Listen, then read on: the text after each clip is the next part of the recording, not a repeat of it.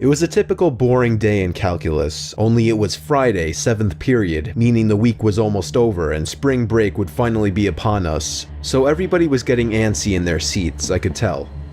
We didn't have a test that day like a lot of my friends did with their other teachers, so our teacher in the middle of class just decided to start playing games with us on Sporcle.com. He was a very laid-back teacher like that. As we were doing some brand logo quiz on Sporcle, I remember the exact moment it happened.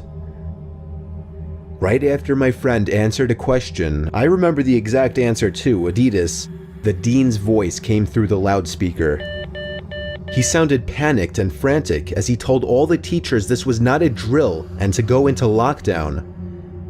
I actually got the chills and I got goosebumps on my arms as our usually laid-back teacher too seemed panicked as he ran to turn off the lights and ushered us to the back corner of the room.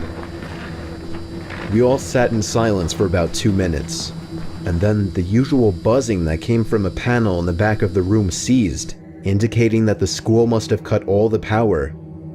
We all looked at each other, realizing this must be serious. A few more minutes of waiting later, we heard a man screaming at the top of his lungs coming down the hallway. 2 girls in the class actually started crying, which made all of us even more scared. As the screaming got closer to the classroom, the lunatic-sounding man started banging on the lockers while screaming, "I'll kill all of you." It was at that moment that I started to fear for my life.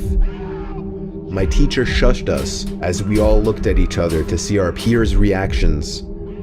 The banging then moved from the lockers to our classroom door, and that's when one of the crying girls screamed no. The banging on the door only grew worse as the man started screaming, "Open up."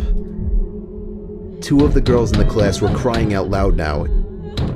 It felt like an eternity that man was pounding at the door, but eventually he finally continued down the hallway, screaming like a mentally insane person until we could not hear him anymore.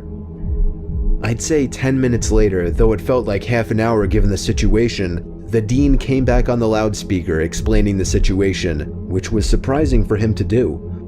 He explained that some apparently mentally unstable person entered the building and assaulted the woman sitting at the front desk, causing her to flee the building screaming, and staff wasn't sure if the man was armed or not.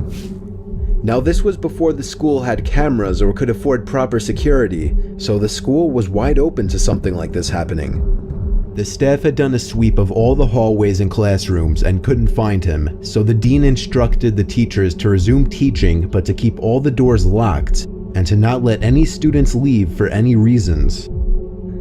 The most disturbing part, however, is that one of the janitors working the night shift found the man sleeping in one of the storage closets near the back end of the school, and according to rumors that were spread by my peers, sticking out of his pocket was a .44 Magnum.